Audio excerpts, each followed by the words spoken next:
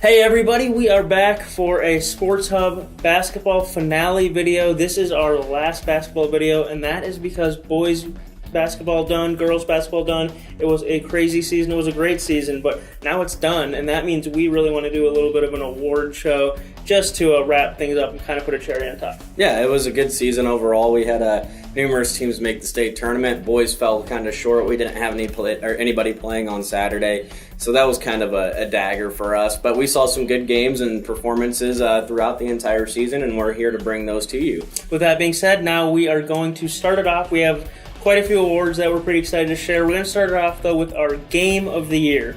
And we're going to have boys and girls for each of our awards. What we agreed on for our boys' Game of the Year, I was at it. It was the FKC Championship for the conference tournament.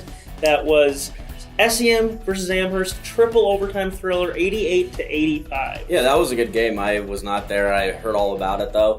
SEM had beat Amherst a few weeks prior to that, and they had a little chip on their shoulder. Amherst did, so it was a good game. You saw a good performance from Jason Line and Holden Echow. It was kind of a no-brainer for Game of the Year. Triple overtime game, 88-85. Girls' side, though, we got to bring it over to the girls' side. That's going to go to the state tournament. That was in the semifinals. Kearney Catholic, not looking good at all, playing Ord, who they had beat earlier in the year. Again, not looking good. They end the game on what, like a 26-7 run? 27-6 run. 27-6 run. Mixed up the numbers a tiny bit. It was crazy. They win, advance the championship. That's our Game of the Year for the girls. Yeah, it was a good game throughout. You know, you didn't expect the defending champs to go down without a fight. It was one of those games where it was 9 a.m.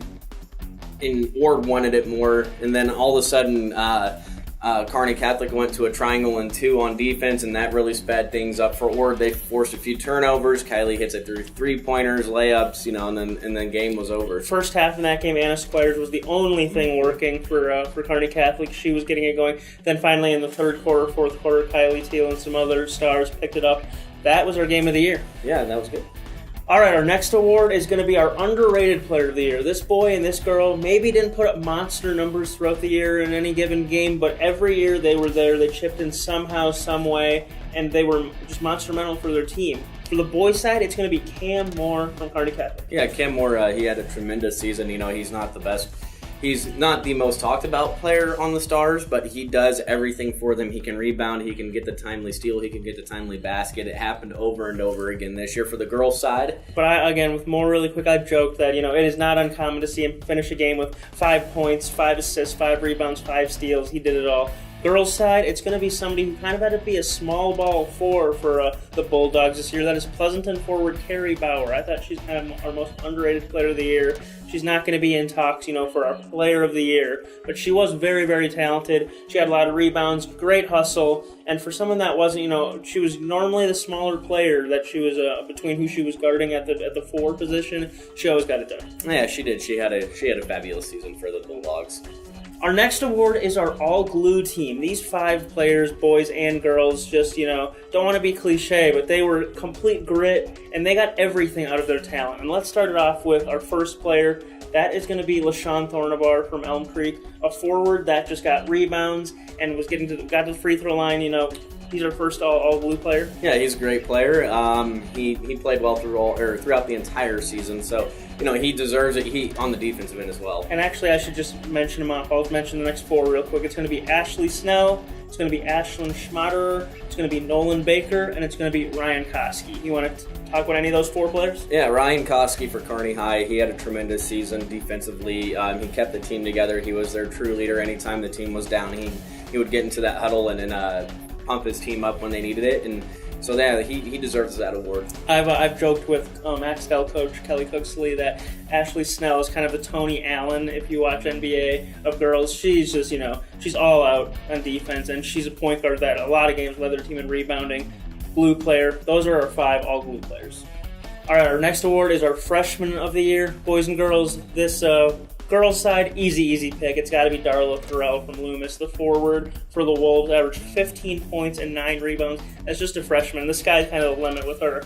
Really excited to see where her talent goes. Yeah, I heard she played well throughout the entire year. Just a freshman, I think she averaged, 17 points a game or thereabouts. She averaged, like 15 points, 15. But also like 9 rebounds, so right. Crazy so, year. Loomis is on the up and up with that kind of player. On the boys' side, we got Nick Size from Lex, and he's a pretty polished player. He's 6 foot, as a freshman. With a team that's really young, so Lexington should be good in a few years with the underclassmen that they have. And it is really hard on the boys' side, I think, as a freshman to come in and make an immediate impact. But that's what he did, starting for them, averaging 9 points per game. I'm excited to see what he can do as his career progresses. Yeah, and he's 6 foot tall, so that helps him as well. Drum roll, please, for our coaches of the year.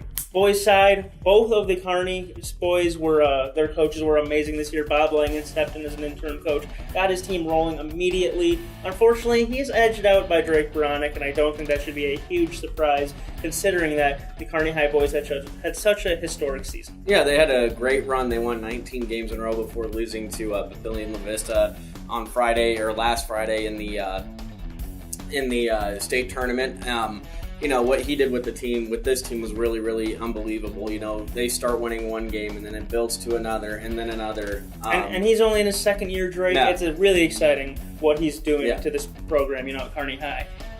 And then moving on to the girls' coach of the year, it's going to be a tie. We couldn't pick one. We had to go to, and it's Jason Boyd at Kearney. It's Kelly Cooksley at Extel.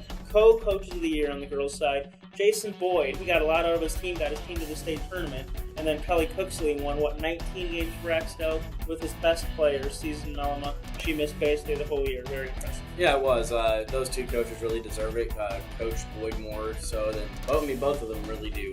But Boyd really did a phenomenal job with this group of girls. We talked with him, how it's impressive that we thought, after losing Skylar Snyder, they weren't going to be a very good team. They make it to state. They surprised both of us. He thought, the girls that he had in his team deserved a little more credit. They actually, are a talented bunch, but we still think he got the most out of them. And the one thing about both of these coaches is that they preach defense, and it's no surprise that both teams ended up with winning records the way they play defense.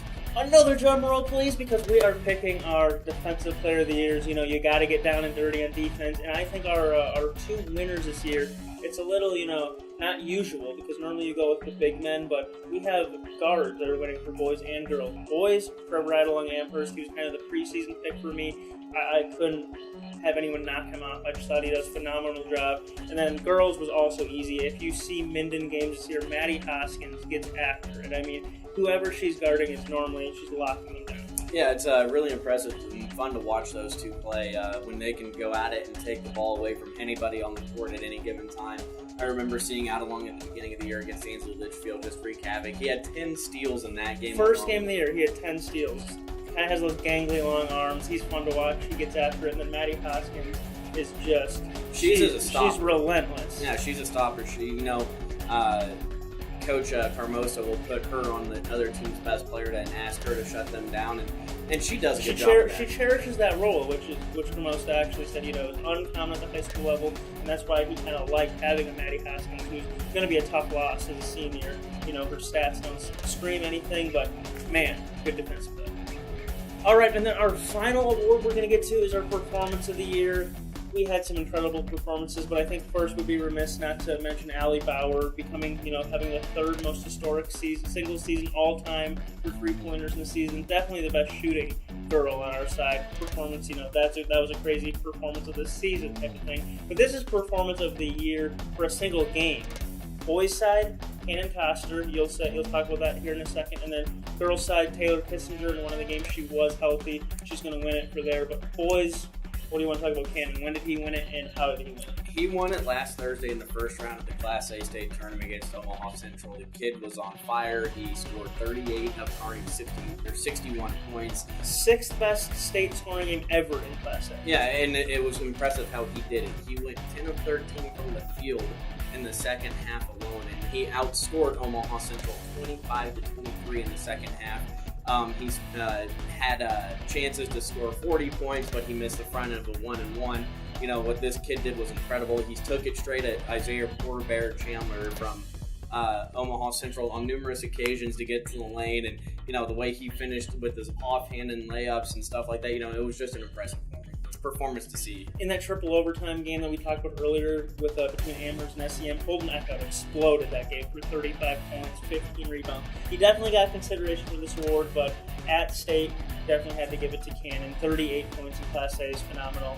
Flipping that over to the girls' side, I think it's a little bit of people are going to forget about it because it was so long ago. It was the second game of the season for Minden. They played Ogallala and Taylor Kissinger. It was a blowout victory. Taylor Kissinger scored 32 points in that game. She didn't even play the fourth quarter. This is where I think she had 38 points in the season opener. But this one, I saw it in person, 32 points in 3 quarters. It looked like she was just toying with them out there and playing with people that were half her talent level, which probably she was. That is what I thought the performance of the year was on the girls' side. Yeah, she played really well the games that she was in.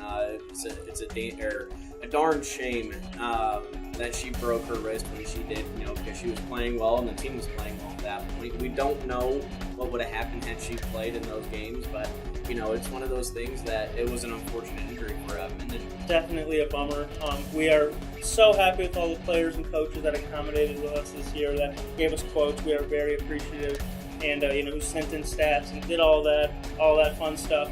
We are going to have a jam-packed session at the end of the week coming out that's going to have our first, second, third team players, honorable mention, boys and girls, player of the years. If you've been listening to us this year, we talk about kind of some same players, and that's because if you're good, we're going to talk about you. So I don't think you're going to be shocked who our players of the year were, but you'll find out at the end of the week. So we're hoping that you enjoy that.